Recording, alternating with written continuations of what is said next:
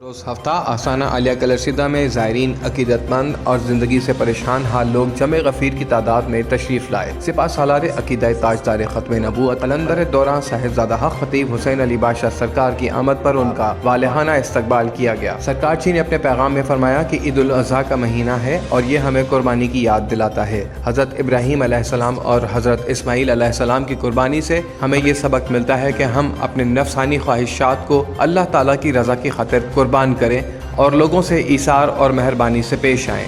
سرکار جی نے مزید فرمایا کہ حضور صلی اللہ علیہ وآلہ وسلم کو اللہ تعالیٰ نے حضرت اسماعیل علیہ السلام کی نسل مبارک سے پیدا فرمایا ہے۔ حضور صلی اللہ علیہ وآلہ وسلم آخری نبی ہیں اور ان کے بعد کوئی نبی نہیں آ سکتا، جس پر زائرین نے تاجدار ختم نبوت زندہ باد کے نعرے بلند کر دیے۔